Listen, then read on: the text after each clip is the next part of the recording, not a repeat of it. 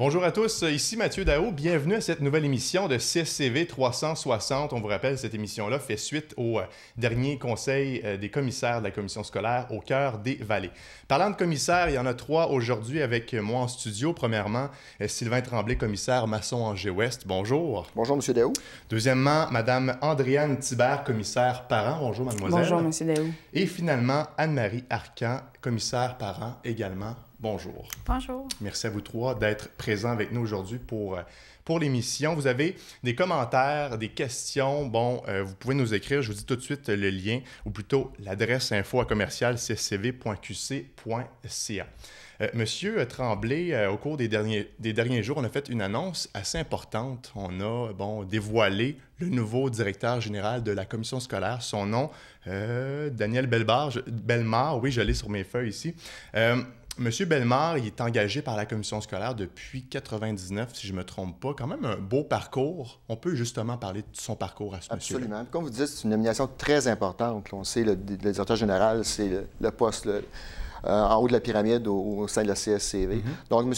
Bellemare, en fait, on est très fiers de le nominer comme directeur général parce qu'il a fait tout son cheminement à l'intérieur de la CSCV. Comme vous le dites, il a commencé en 1999 comme enseignant.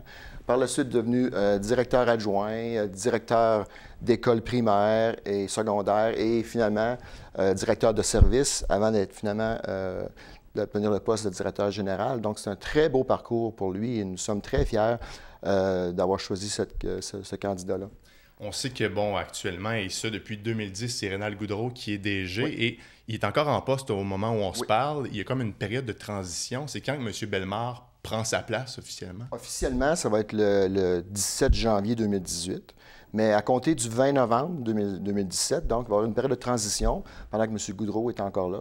Donc, bien sûr, étant donné que Daniel Bellemare est déjà à l'interne, la transition va être encore plus facile parce qu'il est déjà au courant de plusieurs dossiers, mais on va quand même bénéficier de toute l'expérience de M. Goudreau durant ces mois-là, c'est certain. Période de transition où vraiment ils vont discuter ensemble des gros dossiers de la CSCV, c'est des échanges pour vraiment que M. Bellemare, j'ai la difficulté avec son nom de famille, M. Bellemare soit à jour des dossiers, c'est ça? C'est ça, des dossiers là, qui est moins au courant. Comme j'ai dit, il est déjà au courant de plusieurs dossiers, mais ça va être une belle transition, puis il va être fin prêt à commencer dès le 17 janvier 2018, puis on a bien hâte. Comment on a réussi à le choisir, ce monsieur-là? Bien, ça a été un processus de sélection. C'était une compétition qui était ouverte à l'externe. Donc, il y a des gens de l'extérieur de la région même qui ont appliqué sur cette compétition-là. Et puis, c'est ça, on a fait un processus de sélection avec des tests, des entrevues. Et puis, finalement, M. Bellemare s'est démarqué de tous les candidats. Donc, il y avait une belle brochette de candidats de grande qualité. Et M. Bellemare s'est vraiment démarqué. Donc, on est très fiers de pouvoir le nommer. Est-ce qu'on peut connaître certains critères de sélection? Bien, c'est sûr que la compétence en gestion, c'en est une, parce que c'est un gestionnaire avant tout. Aussi le travail en équipe, la communication, savoir engager les gens. Donc, tout ça, le leadership, c'est très important. C'est le leader de notre commission scolaire, donc avoir des compétences très fortes en leadership. Donc, il y avait plusieurs compétences comme ça qu'on avait identifiées, et puis qu'on a testées en entrevue, et puis finalement, M. Bellemare a obtenu le poste. Le DG, on le rappelle, c'est le seul employé du Conseil des commissaires. Peut-être rappeler, c'est quoi les différentes tâches d'un DG? Bien, sans aller trop dans les détails, mais ce que je pourrais dire, c'est pour vulgariser un peu son rôle, c'est un peu le grand Manitou de la commission scolaire. On a plus de 1000 employés à la commission scolaire et puis c'est lui qui supervise tout ça à travers les directeurs de service. Donc, tous les directeurs de service, tous les directeurs d'école se rapportent directement au directeur général. Donc, c'est lui qui lead un peu, qui dirige toute la commission scolaire au complet.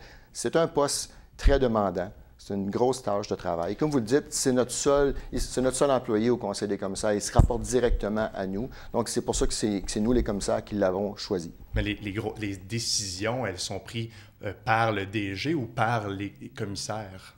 Les décisions administratives sont prises par le DG.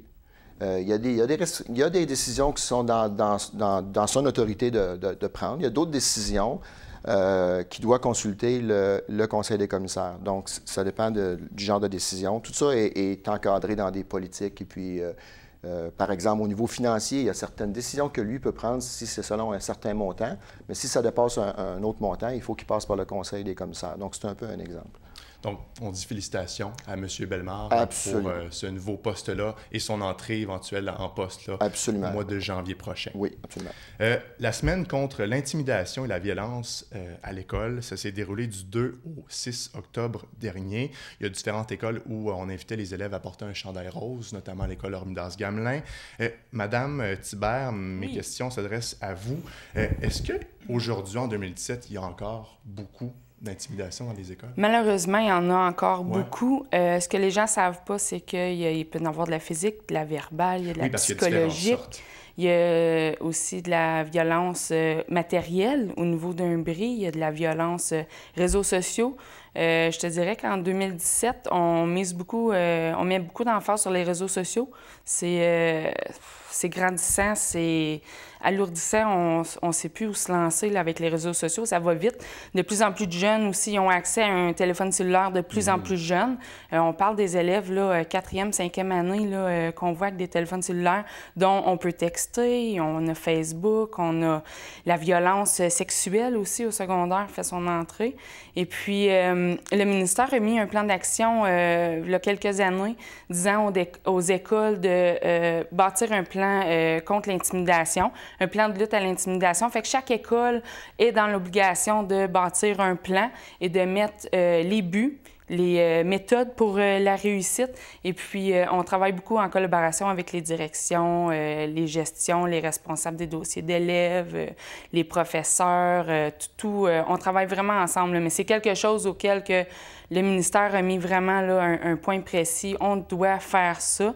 Et puis, nos directions, là, ils suivent. La commission scolaire aussi. Et puis, il faudrait dire aussi que le taux d'intimidation est passé de beaucoup à beaucoup moins. Les écoles, ils ont mis l'épaule à la roue. Là. On n'entend plus vraiment parler, mais il y en a encore. C'est juste qu'elle a pris une différente forme, dont les réseaux sociaux.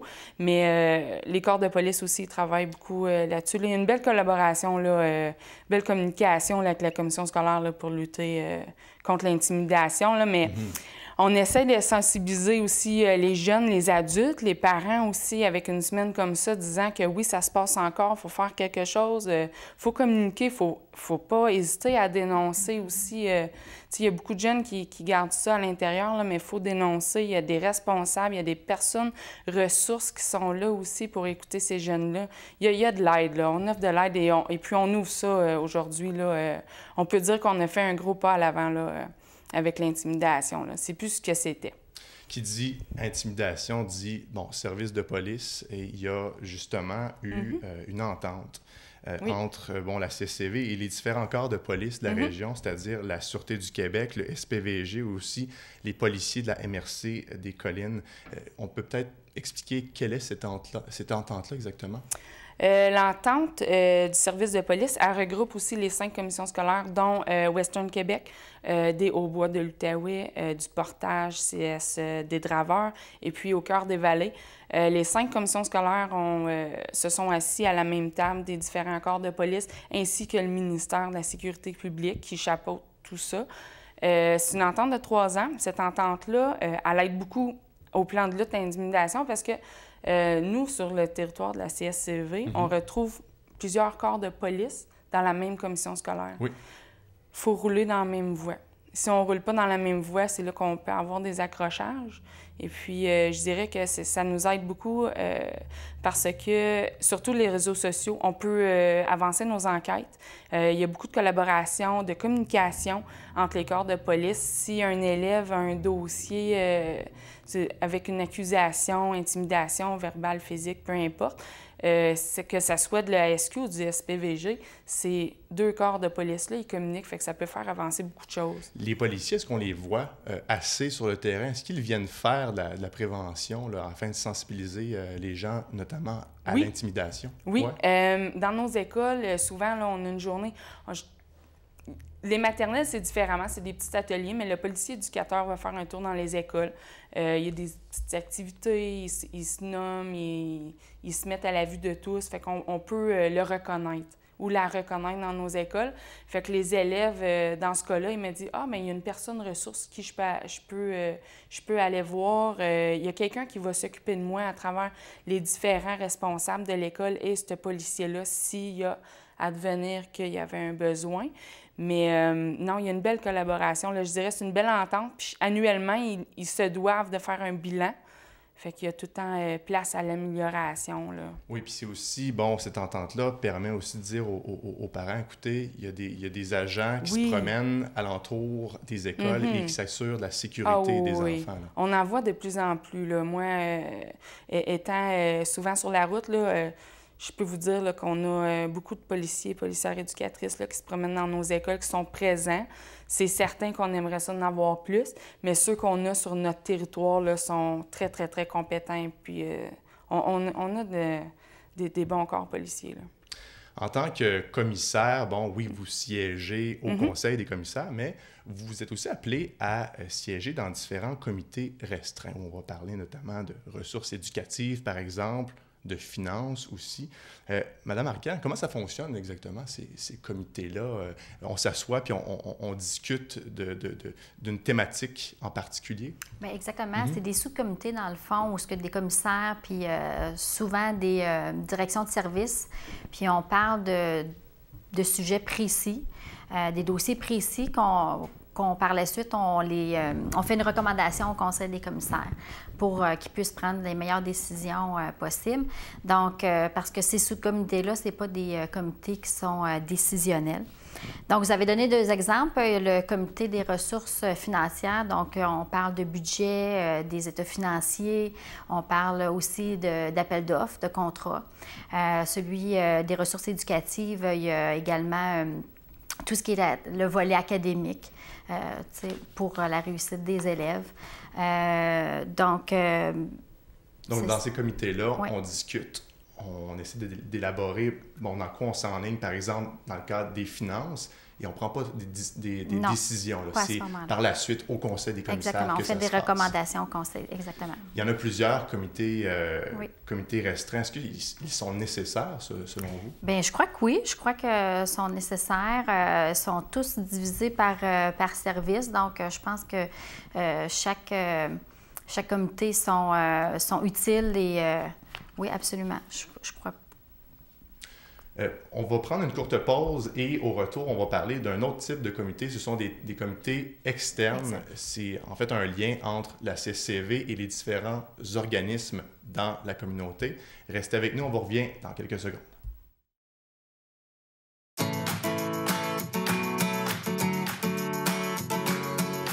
Bonjour, moi c'est Léonard. J'ai une amputation avant jambe. Ça, c'est ma prothèse de patin. Quand Léonard patine, on la voit heureuse. Faire du patinage artistique, ça la rend fière. Et Léonard, elle a différentes prothèses pour tous les sports qu'elle pratique. C'est une petite fille très, très, très, très active. Toutes les activités à côté qu'elle peut faire, c'est grâce aux amputés de guerre. Merci les amputés de guerre pour ma prothèse de patin. Chaque pays a sa langue.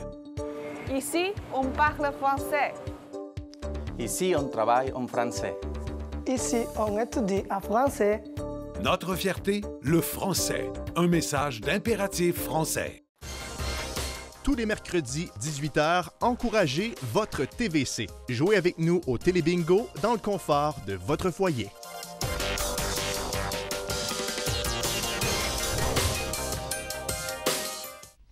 On est de retour à CSCV 360. On est toujours en compagnie des commissaires Sylvain Tremblay, Anne-Marie Arcan et Andréane Thibert. Avant la pause, on parlait de comités restreints. Il y a aussi des comités externes qui existent. C'est un peu le lien entre la CSCV et différents organismes. C'est important, Mme Arcan, ces comités externes-là? Oui, absolument. Donc, comme vous dites, il y a un commissaire qui peut siéger sur les comités externes. Donc, je peux vous donner, par exemple, Carrefour culturel Estacade, où un des commissaires siège un droit de parole et rapporte des sujets, des discussions, vous dites le lien qu'on fait entre la CSCV et ses partenaires-là. Il y a aussi la Fondation de la réussite éducative, dont je fais partie. C'est ma 2e année. Donc, peut-être vous rappeler que la mission de la Fondation, c'est d'organiser des activités comme le tournoi de golf, le souper champêtre, il y a des tirages, on amasse des des fonds pour financer des projets qui favorisent la persévérance scolaire. Donc, par exemple, le Club des petits déjeuners en fait partie. J'imagine que ces organismes-là sont reconnaissants que la CCV ait une communication avec eux pour partager notamment leurs activités. Hein? Absolument. Mm-hmm. Ouais. Je vais parler maintenant des assemblées générales dans les écoles qui se sont déroulées pour la plupart, sont tous complétés, je ne me trompe pas, c'est passé au mois de septembre dernier. De quoi on discute dans ces assemblées générales-là? Bien, dans le fond, l'assemblée générale, on convoque les parents dans leur école. Là, les parents sont appelés à venir élire leurs représentants au conseil d'établissement et le représentant aussi du comité de parents. Donc, pendant cette rencontre-là, la direction nous fait état du rapport annuel de l'école, les activités, les bons coups qu'il y a eu pendant l'année. Donc, c'est une belle façon. Il y a l'organisme de participation des parents aussi, l'OPP qu'on appelle, qui est formé ou qui est reconduit. Donc, c'est des belles façons pour les parents de pouvoir s'impliquer dans la vie scolaire de leurs enfants. Est-ce que les gens participent assez durant ces assemblées générales-là? Ça varie d'une école à l'autre. Donc, certaines écoles ont pu voir une trentaine de parents, d'autres moins. C'est certain qu'on souhaite la présence de plus de parents à ces assemblées-là. Des fois, c'est pas tous les parents qui veulent ou qui ont le temps de s'engager dans des conseils d'établissement, mais ils peuvent venir pour élire la personne qui les représente là, sur ces conseils-là. Je sais que, par exemple, M. Tremblay, vous êtes parent. Avez-vous déjà siégé dans un conseil d'établissement? Bien sûr, parce qu'avant, j'étais commissaire parent. Donc, Mme Thibert et Mme Arcan siègent sur des conseils d'établissement. C'est le prérequis pour devenir commissaire parent. Il faut siéger sur un conseil d'établissement et ensuite aller au comité de parents. Donc, moi-même, jusqu'en 2016, j'étais commissaire parent. Donc, bien sûr que je siégeais sur des conseils d'établissement. Et puis, c'est très important, et comme Mme Arcan l'a dit, c'est pour les parents de venir choisir les gens qui vont les représenter sur leur conseil d'établissement. Donc, s'il n'y a pas personne, il n'y a pas grand monde pour les choisir, bien, vous allez avoir la représentation que vous méritez. Donc, si vous voulez avoir une belle représentation sur ces conseils-là, venez en grand nombre pour choisir vos représentants. Il y a plein de sujets sur le conseil d'établissement qu'on discute. On adopte le budget de l'école, on approuve les activités, on approuve la liste scolaire, le plan de lutte contre l'intimidation. Donc, vraiment, j'en passe, là, il y a beaucoup de sujets là, qui sont discutés au conseil d'établissement, qui est formé de parents, mais aussi du personnel de l'école, des personnels professionnels de soutien des enseignants. Donc, absolument. Les gens oublient que le conseil d'établissement, c'est un comité qui est prescrit par la loi. Donc, c'est une entité légale. Et puis, les directeurs d'école n'ont pas le choix de passer par le conseil d'établissement pour toutes les activités, tous les frais, pour les collectes de fonds, toutes ces choses-là, ça passe par là. Donc, c'est très important dans la vie d'une école. Et puis, on encourage les gens à soit y participer ou au moins venir à l'Assemblée générale pour choisir les gens qui vont être sur le comité. OK. Vous avez tous d'expérience avec les assemblées générales. Est-ce que vous avez l'impression que les parents proposent des nouvelles idées ou s'impliquent là, pour essayer d'amener des nouvelles idées? Bien, ça ne se passe pas vraiment à l'Assemblée générale. C'est surtout sur le conseil d'établissement que ce genre de choses-là vont se passer. Okay. L'Assemblée générale, c'est plus pour informer et ensuite former le comité. Mais dans les conseils d'établissement, là, c'est une belle opportunité pour les gens de discuter et d'amener des propositions. Au mois de septembre dernier, on a inauguré la nouvelle cour d'école de l'école Saint-Michel à Buckingham. Mme Thibert, on peut peut-être expliquer quels sont les travaux qui ont été faits dans cette nouvelle cour d'école-là? Pour l'école Saint-Michel, il faut dire aussi qu'il y a eu 2 investissements de 25 000 $ du gouvernement du Québec, en fait, oui. Oui. M. Iraka était présent à la conférence de presse à Saint-Michel. Il y a aussi l'école Saint-Jean-de-Brébeuf que les travaux là, vont être durant la période estivale. Ces investissements-là, ils ont été mis dans les cours d'école. Pour l'école Saint-Michel, je peux dire qu'elle a été mise sur la cour d'école.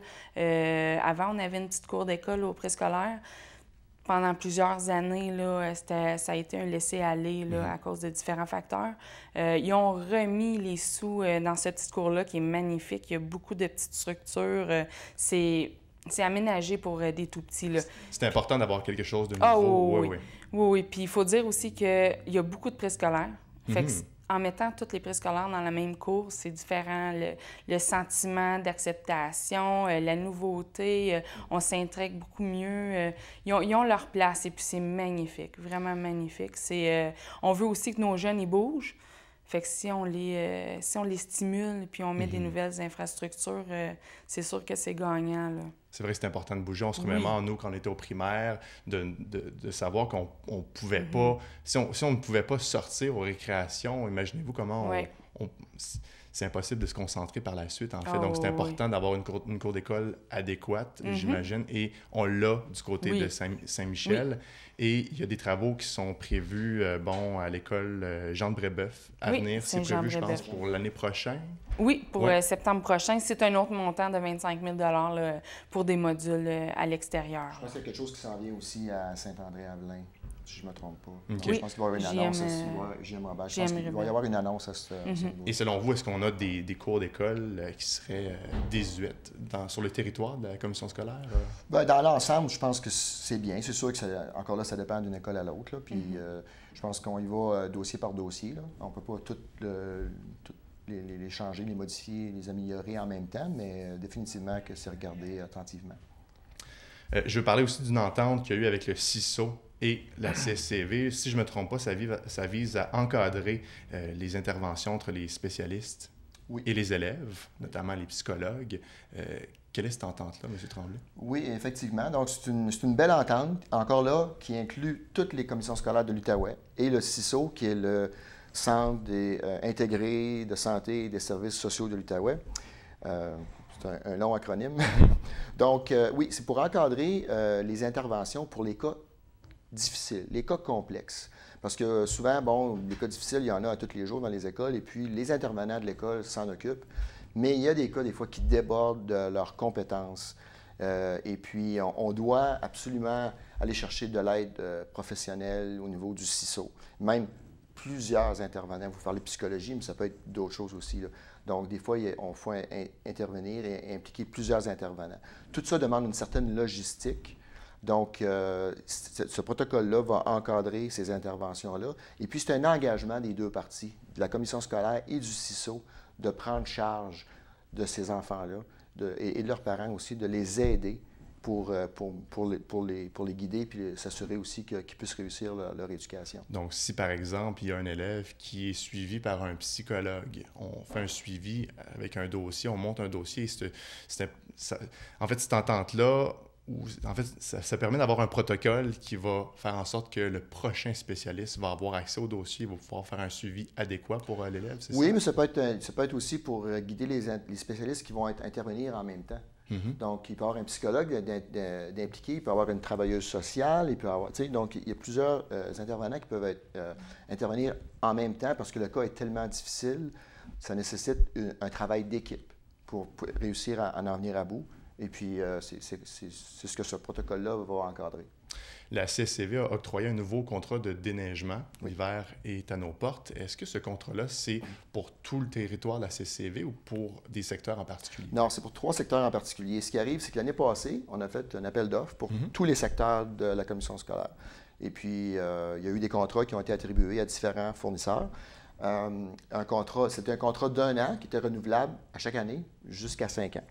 Et puis, donc, cette année, après la première année, la plupart des contrats ont été renouvelés, sauf 3 secteurs, parce que la commission scolaire n'était pas satisfaite du service qui était rendu par les fournisseurs de services. Donc, on parle du secteur de Masson-Angers, donc les écoles Saint-Jean-de-Brébeuf, 80, dans ce coin-là.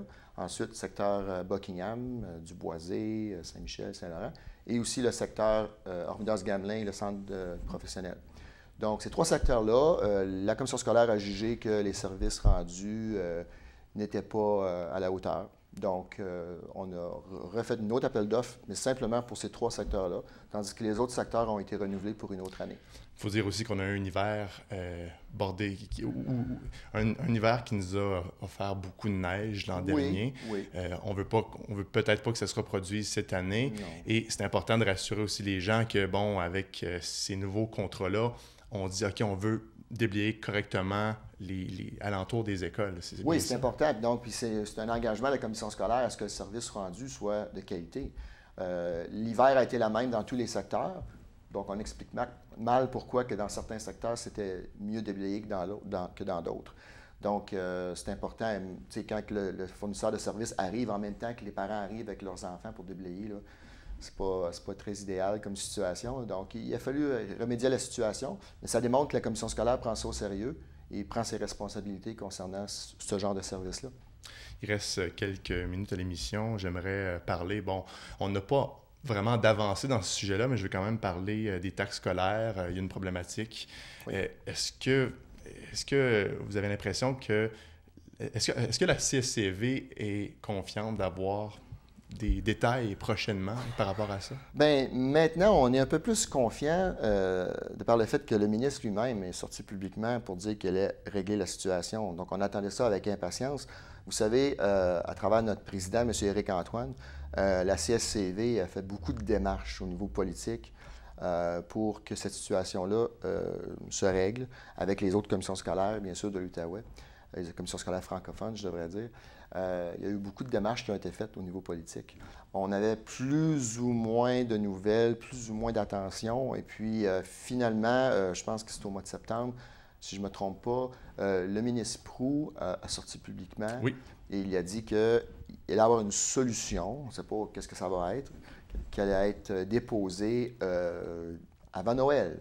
C'est ce qu'il a dit. Donc, on attend ça avec impatience. Ouais. Puis, donc, on est confiant. On sait aussi que les élections au Québec, c'est l'an prochain. Oui. Donc, peut-être qu'on attend un peu, en quelque sorte, d'annoncer... C'est sûr que ça va bien à donner pour ça, mais écoutez, nous, ce qu'on veut, c'est que ça se règle pour nos payeurs de taxes, pour nos contribuables. On aimerait ça que ça se règle. Puis, vous remarquez encore que de plus en plus de contribuables migrent vers la commission scolaire anglophone? Bien sûr, on comprend pourquoi. C'est dommage, mais c'est comme ça. Donc, tant qu'il n'y aura pas de solution d'amener, la situation va continuer à dégénérer.